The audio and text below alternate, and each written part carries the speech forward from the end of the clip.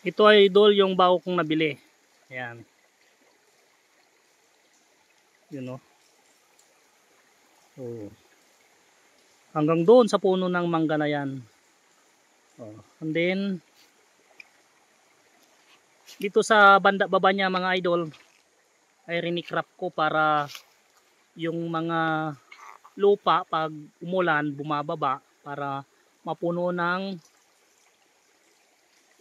lupa yung gitna kasi malalim. Matagal na ako nagre-recrap dito idol, malalaki yung mga bato na yan. Hanggang doon yan.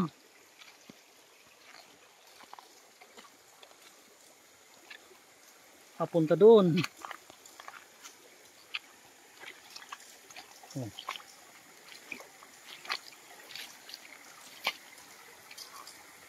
Maliit pa lang yung mga nyug mga idol.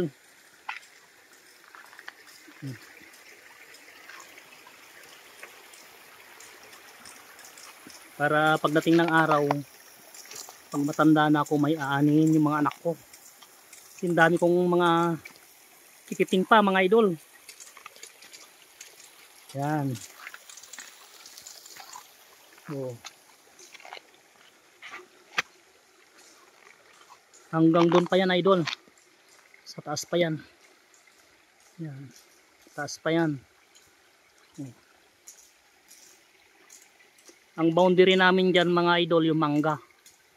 Pasok sa akin yung isang mangga doon sa kabila. Bali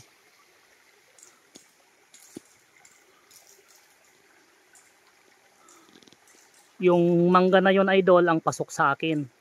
Yung kahoy na yon, yung bandaron, yun yung boundary namin. Yan. Ito yung mga rinikrap ko mga idol.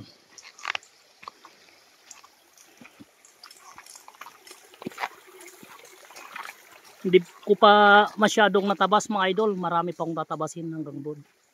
Sa estimate ko to nasa kwanto eh. Sobrang 1 hektarya. Ito yung sinasabi ko na may kalaliman siya mga idol.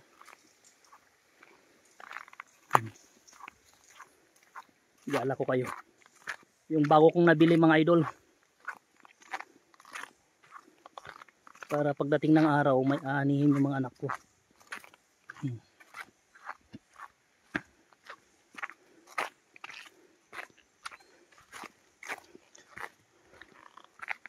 Yan yung mga bago kong tanim mga idol. Oh.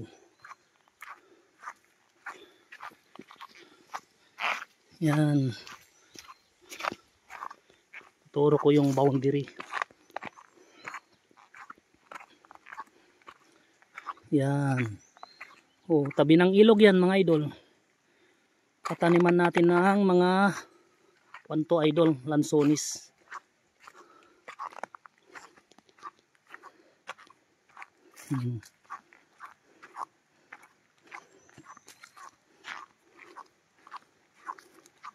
Yan mga idol oh.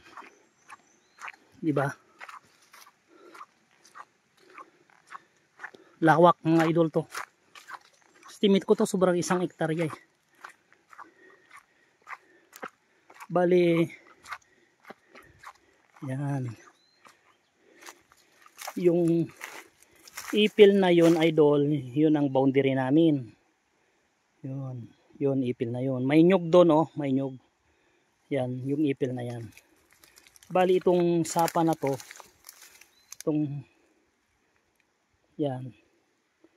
Ito, yun ang boundary namin. Yan, papunta doon sa kupang na malaki. Itong ilog na to, pag ganun, and then pag ganun sa may kupang.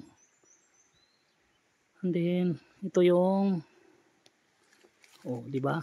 Malinis na siya mga idol.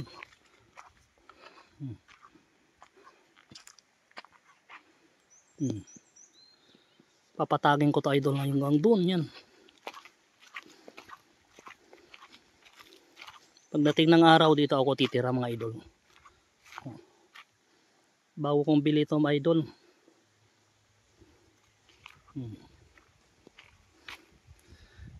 Next video idol kung itong kuha na to, content ko na to.